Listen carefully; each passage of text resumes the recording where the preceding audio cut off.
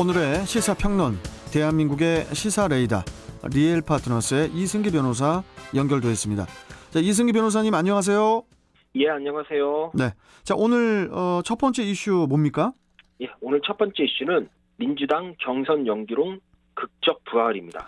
자, 최근 사회적 거리두기 4단계가 시행이 되면서 더불어민주당 내에서 그간 잠잠하던 그 경선 연기론이 다시 힘을 얻고 있는데 원래 계획대로라면은 그 오는 9월 5일이 본 경선인데 이 일정을 미룬다는 거죠? 예, 그 예비 경선에서 추려진 그 6명의 후보가 이제 전국 순회 경선을 거쳐 9월 5일 본 경선에서 이제 최종 후보를 확정한다는 게 이제 기존 일정인데요. 예. 이 일정을 연기하자는 겁니다. 이 송영길 대표도 그 2주간의 이 4단계 거리두기 성과를 보고 경선 일정 관련 논의가 필요하면 그때 하자라고 입장을 밝혔는데요. 지금까지는 경선 연기에 대해 이제 좀 절대 불가 입장이었는데 이제 유연한 태도로 이제 바뀐 겁니다. 그 경선 연기론이 뭐 이렇게 부활을 하게 된 어떤 뭐 이유가 있나요? 뭐 아무래도 코로나19 확산이 주요 원인일 것 같긴 한데 어떻습니까? 예, 그 경선 연기의 전제 조건이 이제 대선 주자들 간의 합의였습니다. 뭐 지금까지는 이재명, 추미애, 박용진 이렇게 3명의 후보들이 이제 기존 당원 당규를 준수해야 한다면서 이제 경선 연기를 이제 반대했기 때문에 이제 경선 연기의 이제 명분 자체가 이제 없었습니다. 예. 하지만 이제 최근 하루 1,000명대 이제 코로나 확진자가 발생했고 또 사상 초유의 이제 4단계 거리두기 조치가 이제 취해지면서 이 저녁 6시가 넘으면은 3인 이상 모임이 금지됩니다. 그렇죠. 그러니까 아예 선거운동 자체가 어려운 거죠. 그러니까 지금 상황이라면 이제 본경선을 이제 무관중으로 치를 수도 있다는 정말 흥행 면에서는 최악의 상황이 예상되니까 이제 경선 연기의 필요성이 이제는 나오고 있는 겁니다. 네. 거기에 야당인 국민의힘이 이제 11월경에 대선 후보를 선출하는데 이제 그때쯤이면 이제 백신 접종률도 높아지니까 이제 전 국민적인 관심 속에서 이제는 그 경선이 흥행하에 치러질 수 있다라는 점에서 이제 비교도 되는 겁니다. 네. 결국 이런 이유를 들어 원래는 이제 경선 연기 반대 입장이었던 이 추미애, 박용진 두 후보도 이제 입장을 바꿨습니다. 지금은 경선 연기 찬성 쪽으로 돌아섰는데요. 그렇다 보니까 이제 지도부 입장에서는 경선 연기가 대세라는 걸 의식할 수밖에 없는 거죠. 그렇군요. 자, 지금 상황을 보면은 이재명 후보를 제외한 그 나머지 5명의 후보들 모두 경선 일정 조정이 필요하다는 그런 입장인데, 자, 그런데 이재명 후보도 그 어제 그 경선 연기를 두고 당이 정하면은 따르겠다, 이런 그 입장을 밝혔거든요. 그 기존 입장에서 크게 그 변화가 된 걸로 보이는데 어떤 뭐 이유가 있을까요? 예, 기존에는 뭐 절대 불가였지만은 이제는 뭐 당이 정하면 따를 수밖에 없지 않냐라고 해서 상당히 이제는 유보적인 태도로 바뀌었는데요. 네. 일단 경선 연기 반대의 명분이 약해졌습니다. 이 코로나19 확산도 원인이지만요. 무엇보다 나머지 5명의 후보들이 모두 경선 연기의 필요성을 주장하는 상황에서 이재명 후보 혼자 반대하는 건 자칫 이제 독선적 이미지만 부각시켜서 당내 표심에 악영향을 줄 수 있다라는 판단이 깔린 걸로 보이고요. 그리고 예비 경선을 거치면서 이재명 후보의 지지세가 다소 이제 약해지고 또 이낙연 후보가 급부상하고 있는 것도 영향이 있는데요. 네. 이재명 후보가 지지율 1위를 이제 굳건하게 지키며 이제 다른 후보들과 격차를 벌렸을 때야 경선 연기론이 나오면은 그 자체가 이제 이재명이라는 특정 후보를 떨어뜨리기 위한 이제 프레임이다. 떨어뜨리기 위한 이제는 정치적 이제는 전략이다라는 이제 프레임이 가능했습니다. 하지만 지금은 후발 주자들이 치고 올라오니까 반대로 이제는 이재명 후보가 다른 후보들의 추격을 막기 위해 이제 고집을 부린다라는 프레임이 역으로 돼버리는 겁니다. 이게 상당히 부담스러운 거죠. 그렇군요. 이 경선 연기론이 이제 극적으로 이제 부활했다고 보이는데 우리 이승기 변호사께서 보실 때 이번 그 경선 연기론의 운명 어떻게 보시나요? 예, 일단 송영길 대표가 이 거리두기 4단계가 끝나는 2주 뒤의 상황을 보고 재논의를 하겠다라고 밝혔지만 사실 답은 이미 나와 있는 것 같습니다. 코로나19 사태가 이제 극적으로 개선이 돼서 일상생활이 정상화되지 않는 이상 이 민주당 지도부도 이제 경선 연기라는 대세를 따를 수밖에 없어 보이는데요. 특히 이재명 후보도 이제 공경선이 남아 있지만 결국 최종 결선 투표까지 간다라고 보면은 여기서 경선 연기를 혼자 반대하는 건 정치적으로 상당히 부담스러울 테니까 이제 뭐 지도부가 경선 연기를 고려해도 이전처럼 강경하게 대응하기는 어렵습니다. 이재명계 의원들도 마찬가지고요. 결국 이번에 이제 경선 연기로는 좀 거스를 수 없는 큰 흐름이 되지 않았나. 결국 뭐 극적으로 코로나19 사태가 정상화되지 않는 이상 이런저런 이유로 이 경선 연기를 결정할 가능성이 좀 높아 보입니다. 알겠습니다. 자, 다음 이슈 전해주시죠. 예, 다음 이슈는 김건희 논문 표절 취재, 경찰 사칭은 왜입니다. 자, 범야권 유력 대권 주자인 윤석열 전 검찰총장의 부인 김건희 씨의 논문 표절 의혹을 두고 그 최근 한 언론사가 이를 취재하는 과정에서 경찰을 사칭을 해서 논란이 되고 있어요. 자, 어떤 내용입니까?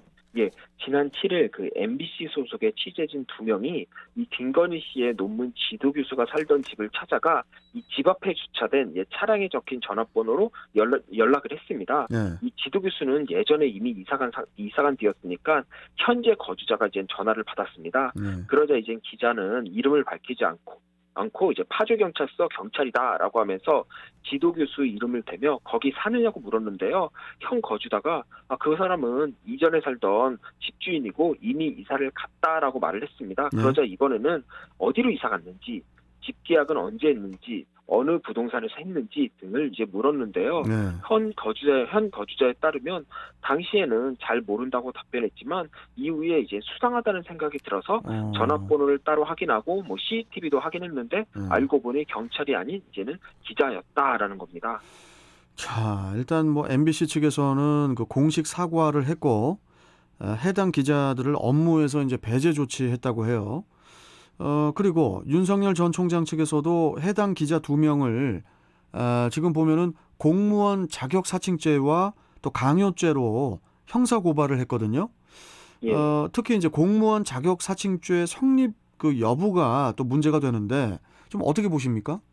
예, 공무원 자격 사칭죄 같은 경우에는 이제 형법상 이제는 그 범죄로 이제 분류가 되는데요. 네. 한마디로 공무원을 사칭해 관련 직권을 행사했을 때 성립이 되는 겁니다. 네. 만약 공무원을 사칭했더라도 관련 직무에 대한 권한을 행사하지 않았다면 이제 요거는 이제는 공무원 자격 사칭죄가 아니라 경범죄 처벌법상의 관명 사칭죄에 해당돼서 한 10만 원 이하의 벌금 또는 이제 과료에 처해지는데요. 예를 들어 경찰을 사칭해서 세금을 징수한 경우를 보면은 이 세금을 징수하는 거는 경찰의 업무가 아닙니다. 이때는 공무원 자격 사칭이 아닌 관명 사칭에 해당하는 거죠. 네. 이번 사건을 보면 이 해당 기자들이 김건희 씨의 지도 교수 이제 행방을 묻고 답변을 하는 과정에서 자신들을 경찰이라고 사칭한 것으로 확인이 되는데요. 이런 질의응답 과정이 경찰의 직무로 볼 수 있냐가 이제 포인트입니다. 보통 경찰이 특정 인물의 소재를 파악하기 위해 이것저것 묻고 다니는 거는 우리가 흔히 탐문 수사라고 해서 그렇죠. 수사의 일부로 볼 수 있거든요. 네. 그렇다 보니까 이번 사건도 사실상 경찰을 사칭해서 탐문 수사 비슷한 이제 질의응답을 했기 때문에 이 정도면은 이제는 경찰의 이제 뭐 권한을 행사한 것으로 볼 수 있고 공무원 자격 사칭죄 성립 가능성이 좀 있다라고 저는 이제 보고 있고요. 지난 2002년에도 이 KBS의 한 PD가 특혜 분양 의혹 취재를 위해 성남시장에게 전화를 걸어 이제 검사를 사칭해 관련 답변을 받은 뒤에 이를 그대로 방송한 사건이 있었습니다. 당시에 법원이 이제 공무원 자격 사칭죄를 인정해서 벌금형을 선고한 사례가 있는데 이와 비슷하다고 보이고요. 네. 그에 반해 이제는 강요죄도 함께 고발을 했는데 이 강요죄 성립은 좀 어려워 보이는 게 강요죄가 성립하려면 이제 폭행 또는 협박으로 상대방에게 이제 현실적인 공포감을 일으킬 만한 이제 구체적인 이제 해악의 고지가 있어야 됩니다. 그런데 지금까지 밝혀진 거를 보면은 해당 기자들이 경찰을 사칭하며 단순히 이제 질의응답만 하였을 뿐이지 답변을 하지 않을 경우에 있게 될 뭐 구체적인 불이익을 언급하거나 이런 강압적인 취재 방식은 동원하지 않은 걸로 보입니다. 그래서 이제 강요죄는 좀 성립이 어렵지 않나 이렇게 봅니다. 그렇군요. 자, 그리고 윤 전 총장 측에서는 그 해당 기자 2명은 물론이고 그 지시자 내지 책임자도 함께 고발을 했거든요. 그 향후 경찰의 수사 어떻게 진행이 될까요? 예, 먼저 이제 고발인 조사를 하고요. 그 다음에 당시 기자의 전화를 받았던 현 집주인에 대한 참고인 조사도 이제 진행을 할 겁니다. 네. 이제 이 조사들이 마친 다음에 곧바로 이제 해당 기자들에 대한 소환 조사가 이루어질 걸로 보이는데요. 특히 윤 전 총장 측에서는 이번 경찰 사칭 행위를 두고 이 방송국 윗선에 뭐 지시나 묵인이 있었을 거란 주장을 하는 반면에 또 MBC 측에서는 해당 취재진의 단독 행위다라고 주장을 하고 있어 서로 입장이 이제는 상반되는데요. 네. 향후 수사기관에서는 이제 실제 윗선의 지시나 묵인이 있었는지 여부를 확인하기 위해 이제 해당 기자들의 컴퓨터나 핸드폰 등에 대한 이제 압수수색을 통해 이제 통화 내역 등을 이제 확인을 해서 수사 범위를 어디까지 확대할지 여부를 결정할 걸로 보입니다. 그래서 네. 이 부분은 계속 지켜봐야 될 걸로 보이고요. 저 개인적으로 볼 때는 이런 문제를 굳이 윗선에서 지시하거나 묵인했다 그렇게까지는 않았을 거라고 저는 생각을 하는데요. 여튼 이 부분은 좀 수사를 지켜봐야 될 걸로 보입니다. 네. 그리고 지난해 이제 채널A 기자의 공갈 미수 사건을 보면은 해당 기자가 단순히 그 한동훈 검사장과 친분이 있다라는 거를 말하면서 취재를 시도한 것만으로도 지금 이제 공갈 미수를 이제는 그 재판에 넘겨졌거든요. 실제로 예. 그 사건 이후에 또 한 번 언론사에 이제 부적절한 취재 형체가 나온 겁니다. 우리가 꼭 기억해야 될 게 취재를 할 언론의 자유도 있지만 취재를 거부할 자유도 있다라는 겁니다.